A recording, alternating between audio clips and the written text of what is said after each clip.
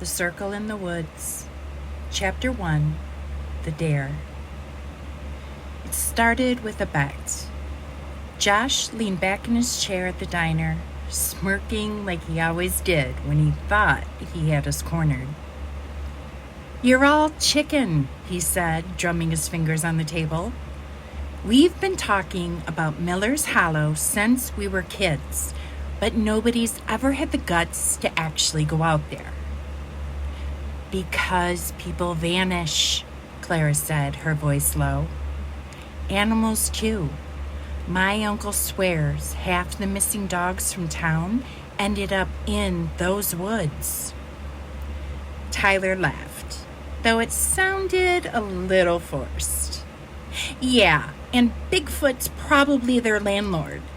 Come on, it's just stories." But the word hung there. Vanish. Everyone in town knew someone who'd gone missing over the years. Never anyone loud enough to draw media attention, but people all the same. A farmer, a drifter. No bodies, no explanations. Just gone. And always near Miller's Hollow. Josh leaned forward, grinning. "So here's the deal. Midnight. We go in, find the clearing, stay long enough to prove it's real, and come back with pictures. The first one to chicken out buys the rest of us pizza for a month." "That's stupid," Clara said immediately. "Like, suicidally stupid." Josh shrugged. "Then don't come." Clara shot me a look. I didn't want to admit it, but my stomach was already churning. I'd heard the same stories they had. The barren clearing, the red lights, the voices chanting when there shouldn't be anyone out there. But something about Josh's smirk made me bristle. "I'll go," I said before I could stop myself. Josh slapped the table. "Knew it. Tyler?" Tyler grinned nervously. "Hell yeah." Clara swore under her breath, but I could already see it in her eyes. She wasn't about to let us go without her. 6 hours later, the four of us stood at the edge of Miller's Hollow, our flashlights cutting narrow tunnels of light into the trees. The woods swallowed sound. Every step crunched too loud. Every breath felt like it might draw something's attention. The deeper we went, the more wrong it felt. Not just dark, but hollow, like the night itself was holding its breath. After 20 minutes, the trees thinned. The clearing opened in front of us. It was real. A perfect circle, maybe 30 feet across.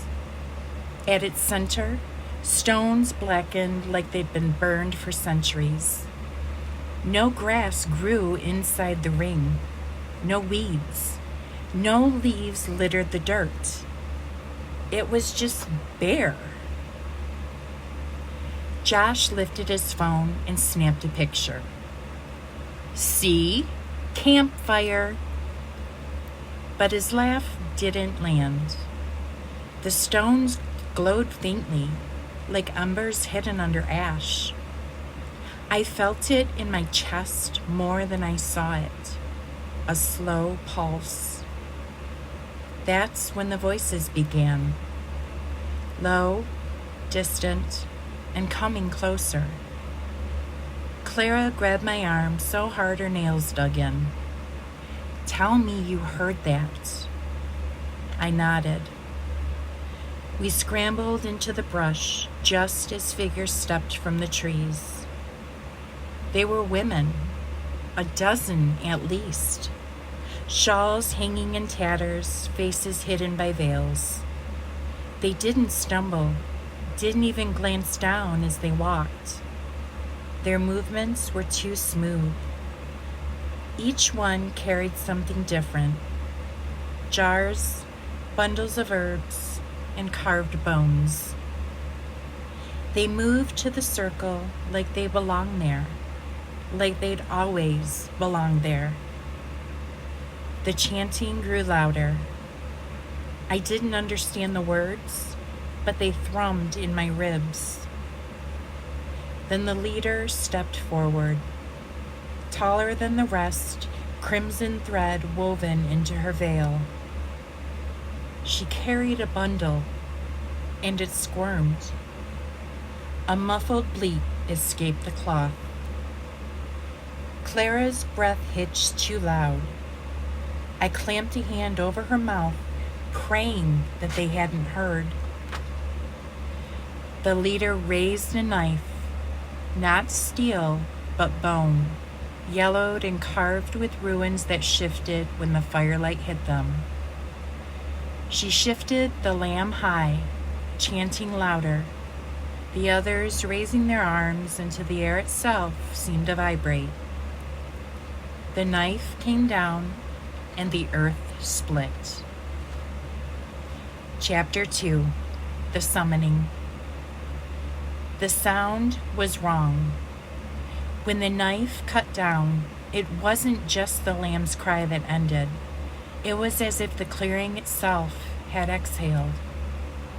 The dirt inside the circles cracked, splitting in jagged lines that spread outward like a spider web. A roar, deep, guttural, like stone grinding on stone, shook the ground beneath us. The women's chanting rose in pitch, wild now, no longer measured. Their voices overlapped, entangled, until it was impossible to tell one from another. The leader smeared the blood across the stones with her bare hand. Instead of dripping, it soaked instantly into the rock, pulsing brighter, red veins spreading across the circle. Then the flames came. They didn't rise like normal fire. They tore out of the cracks, thick and oily black, with a red core that painted the women's veiled faces in something too close to joy. Their shadows stretched impossibly tall, bending at angles that didn't belong to human bodies. The dirt buckled and something was pushing upward. A hand broke through, charred black, fingers too long, and nails sharp as glass.